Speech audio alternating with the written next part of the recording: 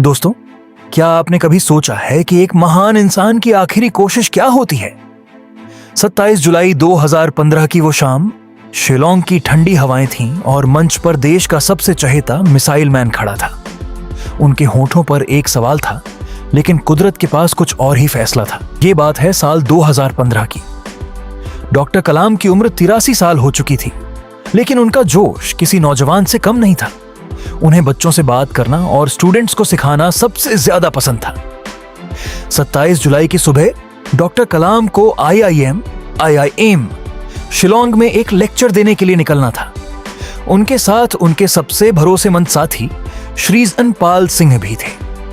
कलाम साहब ने फ्लाइट में हल्का खाना खाया और थोड़ी देर आराम किया, लेकिन उनके दिमाग में सिर्फ एक ही बात चल रही थी कि वो स्टूडेंट्स से लिवेबल प्लैनेट यानी रहने लायक धरती पर कैसे बात करेंगे। जब वो गुवाहाटी एयरपोर्ट पर उतरे तो वहां से शिलोंग तक का सफर कार से तय करना था। करीब 2.5 घंटे का वो पहाड़ी रास्ता थका देने वाला था। इस सफर के दौरान उनकी कार के आगे एक सिक्योरिटी वैन चल रही थी, जिसमें एक जवान बंदूक लेकर खड़ा था। डॉक्टर कलाम ने देखा कि वो जवान पिछले 1 घंटे से थका हुआ लग रहा है। उन्होंने तुरंत अपने साथी से कहा कि इस जवान को मैसेज भेजो कि वो बैठ जाए, क्योंकि उसे थकान हो रही होगी। यह दिखाता है कि उनका दिल कितना बड़ा था। शिलोंग का वो मंच 2 बजे से 3:30 शाम के करीब 6 बज चुके थे। डॉक्टर कलाम IIM शिलोंग के कैंपस पहुंचे। वहां उनका स्वागत बहुत ही प्रेम के साथ किया गया। हालांकि वो थोड़ा थके हुए लग रहे थे, लेकिन जैसे ही उन्होंने स्टूडेंट्स को देखा, खून नाम उनके चेहरे पर वही पुरानी चमक लौट आई। स्टेज पर जाने से पहले उन्होंने थोड़ा पानी पिया और माइक संभाला। उनका टॉपिक था creating a liveable planet earth. उन्होंने अपनी स्पीच शुरू ही की थी। उन्होंने सिर्फ 2 या 3 मिनट ही बात की होगी।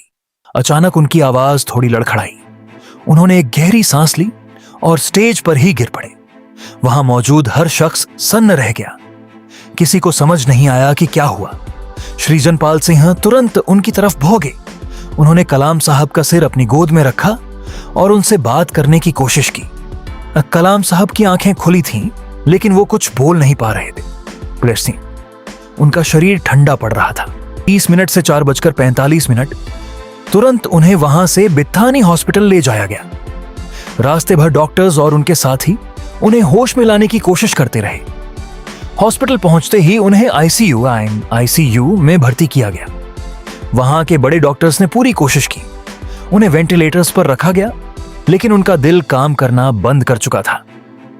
शाम के 7:45 पर डॉक्टर्स ने वो खबर दी जिसने पूरे देश को रोने पर मजबूर कर दिया। डॉक्टर APJ अब्दुल कलाम अब हमारे बीच नहीं रहे थे। मौत का कारण सडन कार्डियक अरेस्ट यानी अचानक दिल का दौरा बताया गया। यह खबर आग की तरह पूरे देश में फैल गई। भारत ने अपना सबसे कीमती रत्न खो दिया था।